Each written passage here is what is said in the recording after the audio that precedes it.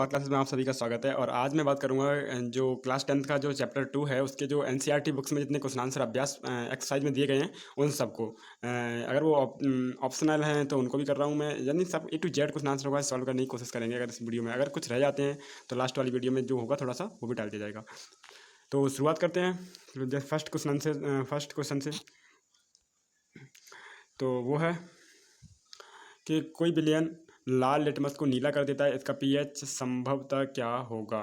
यानी जो विलयन है वो लाल लिटमस को पीला कर देता है, यानी ऑप्शन नंबर 10 इसका जो डी ऑप्शन है वो सही है कि जिसका पीएच जो होगा वो लाल को नीला करने का मतलब है। अगर पीएच ज़्यादा तो क्षारीय होना चाहिए। क्षार का मतलब होता है लिटमस लाल को नीला करना, ठीक है, और नीले को लाल करना ये एसिड का काम होता है। एसिड यानी इसका पीएच 7 से कम होना चाहिए। तो नेक्स्ट क्वेश्चन की बात करें तो जो क्वेश्चन आंसर 2 जो है वो है कोई विलयन अंडे के पिसे हुए कवच से अभिक्रिया कर एक गैस उत्पन्न करता है जो चूने के पानी को दुधिया कर देती है। इस विलयन में क्या होगा।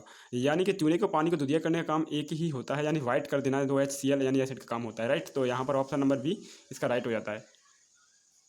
नेक्स्ट क्वेश्चन आंसर की अगर बात करें तो वो है कि NaOH का 10 ml विलयन HCl के 8 ml विलयन से पूर्णतः उदासीन हो जाता है। यदि हम सोडियम हाइड्रोक्साइड के उसी विलयन का 20 ml लें और उसी उदासीन करने के लिए HCl के विलयन में कितनी मात्रा की आवश्यकता होगी। तो यहाँ पर ये जो पूरी इक्वेशन बनाई गई है और आपकी दिए पाठ में या अंदर थी, मैंने नोटिस में समझाई थी, 16 ml आपको डालना पड़ेगा, तो वहाँ पर ये क्रिया हो जाएगी, राइट।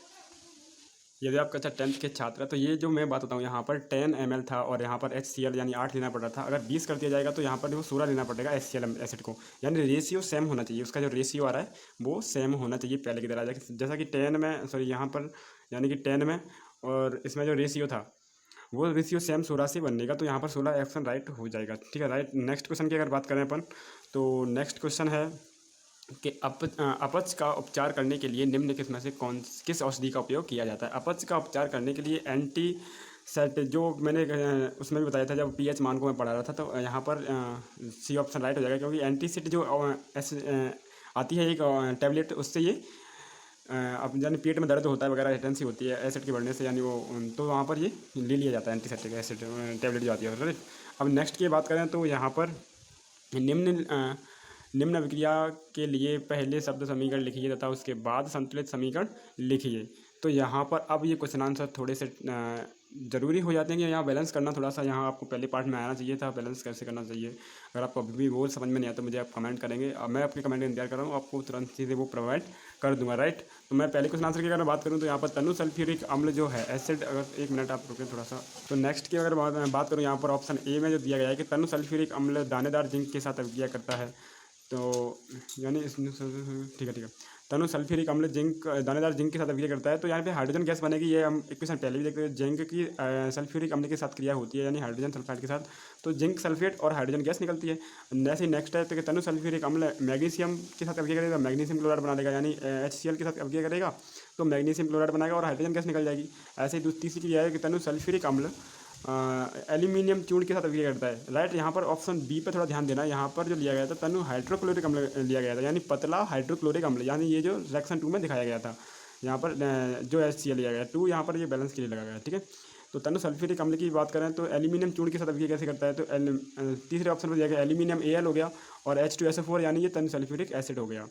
अब इसकी जो क्रिया होती है तो एल्यूमिनियम सल्फाइड बनता है और हाइड्रोजन गैस निकल जाती है। और लास्ट की बात करें तो हाइड्रोक्लोरिक अम्ल की लोहे के रेतन के साथ अभिक्रिया यानी लोहे चूर्ण के साथ अभिक्रिया करता है, तो वहाँ पर क्या बनाता है। तो आयरन की जब हाइड्रोक्लोरिक अम्ल के साथ अभिक्रिया करते हैं तो फेरिक क्लोराइड और यहाँ पर हाइड्रोजन गैस निकलती है। कहने का मतलब ये है कि इतनी सारी जैविक धातुओं के साथ एसिड की क्रिया करते हैं, तो धातुओं के साथ जब एसिड की क्रिया करते हैं तो हाइड्रोजन गैस निकलती है तथा यहाँ पर लवण बनकर तैयार हो जाती है। ये सभी लवण है, एसिड यानी साल्ट है। और नेक्स्ट की अगर बात करें क्वेश्चन आंसर की तो क्वेश्चन आंसर 6 कहता है कि अल्कोहल एवं ग्लूकोज जैसे यौगिकों में हाइड्रोजन होते हैं, लेकिन इसका वर्गीकरण अम्ल की तरह नहीं होता है। इस क्रियाकलाप के द्वारा इसे साबित कीजिए। वैसे इंपॉर्टेंट क्वेश्चन आंसर नहीं है, फिर भी हम इसे समझ लेते हैं क्योंकि एनसीईआरटी बुक्स में दिया है, क्या पता आज जाए या ना आए, उससे हमें कोई मतलब नहीं है। ये हमारा उद्देश्य है कि बुक्स को सॉल्व करके समझना और उससे अच्छे से सीखना। तो ग्लूकोज और अल्कोहल हाइड्रोक्लोरिक अम्ल यानी सल्फ्यूरिक अम्ल आदि का विलयन लीजिए। एक कॉर्क पर 2 कीलें लगाकर कॉर्क को 100 ml के बीकर में रख दीजिए। अब कीलों को 6 वोल्ट की बैटरी के दोनों टर्मिनलों के साथ बल्ब के स्विच के माध्यम से जोड़ दीजिए। तो यहाँ पर ये जो एक तरह से प्रैक्टिकल दिया गया है, और इसको प्रैक्टिकल को जो थोड़े से मेरे पास औजार नहीं है, मैं प्रैक्टिकल करके दिखाता, और जब मैं करूँगा तो आपको यहाँ पर वीडियो में दे दूँगा। तो एक दोनों टर्मिनलों के साथ एक बल्ब तथा स्विच के माध्यम से जोड़ दीजिए। अब एक बीकर में थोड़ा सा, स्विच का मतलब जैसे आप चटकनी वगैरह भी कहते हैं अपनी लैंग्वेज में, थोड़ा तनु HCl अम्ल डालकर विद्युत धारा प्रवाहित कीजिए, यानी लाइट को ऑन कर दीजिए। इसी क्रिया को तनु सल्फ्यूरिक अम्ल के साथ दोहराइए, यानी दूसरे एसिड को ले लीजिए। अभी एसिड लिया था आपने HCl, अब दूसरा H2SO4 ले लिए। एल्कोहल एवं ग्लूकोज जैसे यौगिकों में भी हाइड्रोजन देते हैं, लेकिन इसका वर्गीकरण अम्ल की तरह नहीं होता है, क्योंकि ये H+ आयन नहीं देते। यानी जो ग्लूकोज और एल्कोहल जो होते हैं, ये क्या होते हैं कि इनमें से हाइड्रोजन गैस नहीं देंगे, ये है ना, इनमें H+ आयन नहीं देंगे। और ये HCl अम्ल लिया मैंने, तनु सल्फ्यूरिक अम्ल लिया, तो ये H+ आयन देंगे। बस यही इस क्वेश्चन में पूछा गया था। तो नेक्स्ट की अगर बात करें, आवश्यक जल विद्युत का चालक क्यों नहीं होता जबकि वर्षा जल होता है। आवश्यक जल, अब इसके आवश्यक जल शुद्ध होते हैं, इसलिए इनमें विद्युत का चालन नहीं होता है, क्योंकि विद्युत का चालन के लिए आयनों की आवश्यकता होती है। जबकि वर्षा के जल में विद्युत का चालन होता है, क्योंकि इसमें थोड़ी मात्रा में अम्ल विद्यमान रहता है। जबकि वायु में उपस्थित सल्फर डाइऑक्साइड और नाइट्रोजन डाइऑक्साइड के साथ मिलकर इसे अम्लीय बना देते हैं। अम्लीय होने के कारण H+ आयन उत्पन्न करते हैं, जिसके कारण इसमें विद्युत का चालन होता है। अब मैं बताऊंगा, करंट अगर कहीं भी बहेगा तो वो इलेक्ट्रॉन का करंट बहता है, और इलेक्ट्रॉन का मतलब अगर अम्ल एसिड को हम घोलते हैं तो उसमें से हाइड्रोजन आयन अलग होते हैं, यानी उसके साथ में इलेक्ट्रॉन चलते हैं, तो इसलिए इलेक्ट्रॉन जो चलते हैं तो विद्युत धारा निकल जाती है। लेकिन जो शुद्ध जल होता है तो उसमें क्या होता है कि वो उसमें एसिड नहीं होता थोड़ा सा भी, तब एसिड नहीं होगा तो हाइड्रोजन आयन नहीं होंगे, H+ आयन नहीं होंगे, और जब आयन नहीं होंगे तो उसमें विद्युत धारा नहीं आ रही। इसका मतलब जो शुद्ध जल आता है उसमें विद्युत धारा प्रवाहित नहीं होती, राइट। नेक्स्ट क्वेश्चन की अगर बात करें, तो जल की अनुपस्थिति में अम्ल का व्यवहार अम्लीय क्यों नहीं होता। जल की अपसेंट में अम्ल का व्यवहार अम्लीय क्यों नहीं होता। तो क्वेश्चन आंसर को देखें, यहाँ जल की अनुपस्थिति में अम्ल का व्यवहार अम्लीय नहीं होता, क्योंकि जल की अनुपस्थिति में ही H+ आयन अम्ल से अलग होते हैं। यानी अगर जल होगा तो ही H+ आयन अम्ल से निकलते हैं, और जल नहीं होगा, अपसेंट होगा, तो H+ आयन नहीं निकलेंगे, राइट। अब नेक्स्ट क्वेश्चन आंसर की बात करते हैं। क्वेश्चन आंसर 9 की बात करते हैं, तो यह है कि 5 बिलियन ABCD, यहाँ पर कोई सॉल्यूशन के नाम नहीं लिए गए। यहाँ पर ABCD जब सार्वत्रिक सूचांक से जांच की जाती है, यानी pH के मान क्रमशः 4, 1, 11, 7 एवं 9 प्राप्त होते हैं, तो कौन सा विलयन होगा। यानी इसमें से उदासीन होगा, प्रबल क्षारीय होगा, प्रबल अम्लीय होगा, दुर्बल अम्लीय होगा, दुर्बल क्षारीय होगा। इस तरह से इसके क्वेश्चन आंसर ये समझाया गया। अब यहाँ पर आपको 5 विलयन को एक एक करके सॉल्व करना है, तो राइट। यहाँ पर pH के, अब यहाँ पर देखिए pH के मानों को हाइड्रोजन आयन की सांद्रता के आरोही क्रम का मतलब बढ़ते क्रम में लिखना है, यानी pH मान इनको दिए गए क्वेश्चन आंसर में वो लिखना है। तो विलयन A का 4 दिया गया pH मान, B का 1 दिया गया, C का 11 दिया गया। अब यहाँ पर इस pH मान से ये पता चलेगा कौन कितना अम्लीय है, कौन कितना क्षारीय है। अगर जिसकी वैल्यू 7 से जितनी ज़्यादा कम होगी तो वो उतना ही एसिड होगा, यानी उसमें H+ आयन ज़्यादा होंगे। और जिस सॉल्यूशन की, ये सॉल्यूशन है यानी विलयन है, और जिसकी विलयन की ज़्यादा, अगर 7 से pH मान ज़्यादा है वो उतना ही क्षारीय होगा। तो अब यहाँ बताया गया है कि देखो pH मान 4 से कम है तो दुर्बल अम्लीय होगा, यानी थोड़ा सा बीच में आ रहा है, और 1 है pH मान तो प्रबल होगा, यानी स्ट्रॉन्ग बनेगा, एसिड बहुत खतरनाक होगा।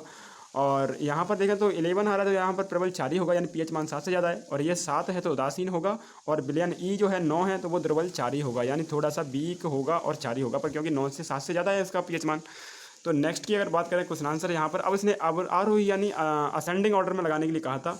तो H+ आयन की सांद्रता जैसे बढ़ती है pH का मान उतना ही घटता है, राइट।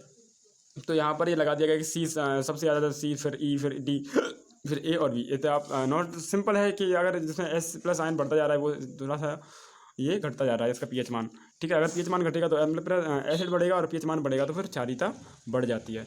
नेक्स्ट 10 क्वेश्चन की बात करें तो ये भी थोड़ा सा सिंपल क्वेश्चन है, जैसे कि परख नली A और B के समान लंबाई की मैग्नीशियम की पट्टी लीजिए।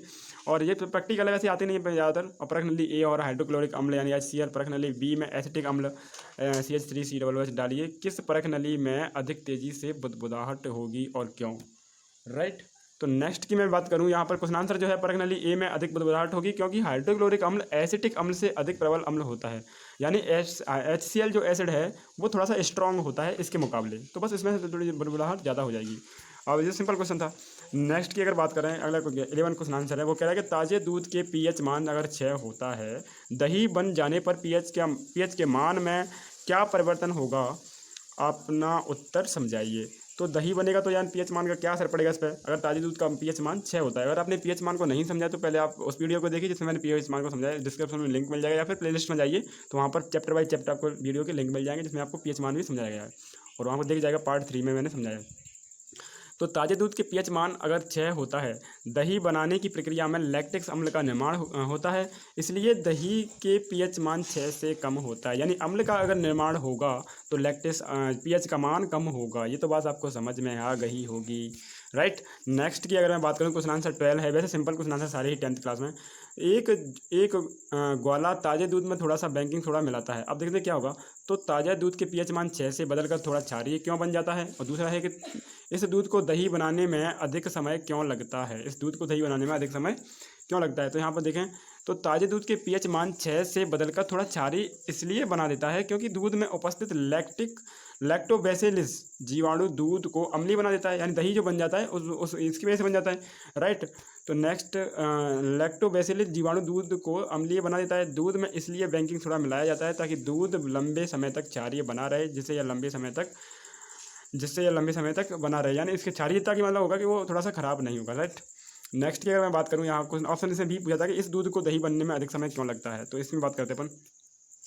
इस दूध को दही बनने में अधिक समय लगता है, इसलिए लगता है क्योंकि इस प्रक्रिया में लैक्टिक अम्ल ताज़े दूध में मिला क्षारक बेकिंग सोडा को पहले उदासीन करता है, फिर उसे अम्ल में बदलता है। इसके कारण ये दही बनता है। यानी ये जो क्रिया है वो दो टाइप से होती है। पहले जो एसिड होता है वो क्या बनाता है, उदासीन कर देता है, क्षारक बनाता है, और क्षारक बनाने के बाद में फिर एसिड बनाता है। तो इसलिए इसमें थोड़ा सा टाइम मिली लग जाता है, ये लॉन्ग प्रक्रिया हो जाती है, तो थोड़ा टाइम लगता है इसमें। ये भी सिंपल था question answer. Next question, plaster of Paris को आर्द्र, यानी आर्द्र का मतलब होता है थोड़ा जल से होता है, जल से संबंधित। प्लास्टर ऑफ पेरिस को आर्द्र रोधी बर्तन में क्यों रखा जाना चाहिए, इसकी क्या व्याख्या। आर्द्र रोधी का मतलब होता है कि इसमें जल बिल्कुल भी ना हो, राइट। तो नेक्स्ट की मैं बात करूँ यहाँ पर, जिसका एग्जाम आंसर जो है प्लास्टर ऑफ पेरिस, जो कि मैंने पहले पढ़ा दिया था। प्लास्टर ऑफ पेरिस को आर्द्र रोधी बर्तनों में इसलिए रखा जाना चाहिए क्योंकि यह आर्द्र की उपस्थिति में जल को अवशोषित कर ठोस पदार्थ जिप्सम बनाता है। जिप्सम और प्लास्टर ऑफ पेरिस का संबंध है ये कि जल से क्रिया करके जिप्सम बनाता है, जिसके कारण जल के साथ मिलकर इसमें जमने का गुण नष्ट हो जाता है। यानी जिप्सम जो हो, प्लास्टर ऑफ पेरिस को आर्द्र रोधी बर्तन में रखना चाहिए। अगर उसमें जल होगा तो वो क्रिया करके जिप्सम बना लेगा, सीधी सी बात है। नेक्स्ट क्वेश्चन की बात करूं यहाँ पर, तो वो है कि उदासीनीकरण अभिक्रिया क्या है। ये थोड़ा इंपॉर्टेंट क्वेश्चन आंसर हो जाता है कि उदासीनीकरण अभिक्रिया क्या, उदाहरण देकर समझाइए। वह अभिक्रिया जिसमें क्षारक एवं अम्ल अभिक्रिया कर जल एवं लवण का निर्माण करते हैं, इस अभिक्रिया को उदासीनीकरण अभिक्रिया कहते हैं। इस अभिक्रिया में अम्ल एवं क्षारक एक दूसरे का प्रभाव को खत्म कर या उदासीन बना देते हैं। यानी एसिड और अम्ल की अगर एक साथ क्रिया कर दी जाए तो वो जो बनने वाला सॉल्यूशन या विलयन होगा वो उदासीन ही होगा, और इसी अभिक्रिया को उदासीनीकरण अभिक्रिया कहते हैं, राइट। तो सिंपल था।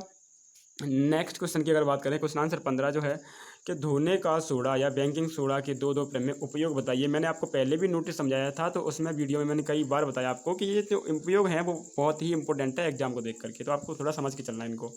तो सोडियम कार्बोनेट का उपयोग कांच, साबुन और उद्योगों में होता है तथा इसका उपयोग बोरेक्स बनाने एवं सोडियम यौगिक के उत्पाद बनाने में होता है। तीसरा जो ऑप्शन है कि सोडियम कार्बोनेट का उपयोग घरों की साफ सफाई के लिए होता है। तो ये तो हो गया धोने का सोडा यानी सोडियम कार्बोनेट का उपयोग, राइट।